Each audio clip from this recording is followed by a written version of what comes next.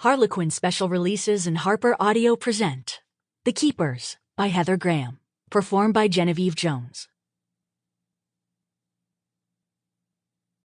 To Connie Perry, my extremely dear friend and cohort in many an endeavor, thank you for all you do, and especially for New Orleans. Also for Dana Mahler and Larry Montz and the ISPR. Thank you for some great adventures, too. Prologue. When the world as we know it was created, it wasn't quite actually as we know it. That's because so much was lost in the mists of time, and the collective memory of the human race often chooses what it will hold and what it will discard. But once, the world held no skyscrapers, rockets did not go to the moon.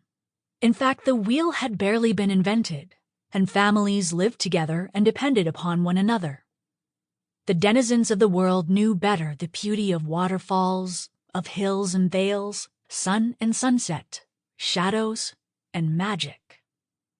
In a time when the earth was young, giants roamed, gnomes grumbled about in the forests, and many a creature, malignant, sadly as well as benign, was known to exist. Human beings might not have liked these creatures. They might have feared them, for a predator is a predator. But they knew of their existence, and as man has always learned to deal with predators, so he did then. Conversely, there were the creatures he loved, cherished as friends, and often turned to when alliances needed to be formed.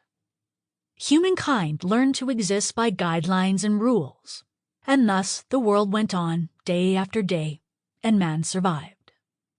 Now, all men were not good, nor were all men bad. And so it was also with the giants, leprechauns, dwarfs, ghosts, pixies, pukas, vampires, and other such beings. Man was above them all by his nature, and he prospered through centuries and then millennia, and learned to send rockets to the moon, and use rockets of another kind against his fellow man.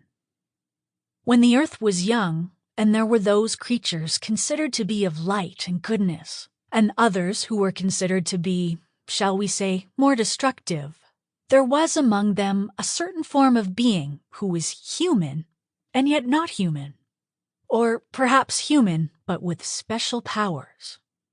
They were the keepers, and it was their lot in life not only to enjoy the world as other beings did, but they were also charged with the duty of maintaining balance. When certain creatures got out of hand, the keepers were to bring them back under control. Some in various centuries thought of them as witches or Wiccans. But in certain centuries, that was not a healthy identity to maintain. Besides, they were not exactly the witches of a papal bull or evil in the way the devil in Dante's Inferno, nor were they the gentle women of pagan times who learned to heal with herbs and a gentle touch. They were themselves, and themselves alone, the keepers. As time went by, anything that was not purely logical was no longer accepted, was relegated to superstition, except in distant, fog-shrouded hills, or the realm of Celtic imagination, which was filled with Celtic spirits other than those of which we speak. But some of the beliefs of the past were not accepted even there. Man himself is, of course, a predator. But man learned to live by rules and logic, or destroy all the creatures upon which he might prey. Too late for some, for man did hunt certain creatures to extinction, and he sought to drive others to the same fate. But those other creatures learned a survival technique that served them well. Hide. Hide in plain sight, if you will, but hide.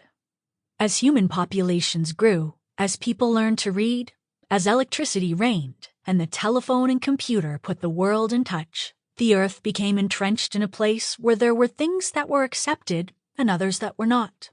Oh, it's true that the older generations in Ireland knew that the banshees still wailed at night. In Hungary and the Baltic states, men and women knew that the tales of wolfmen in the forests were more than stories for a scary night.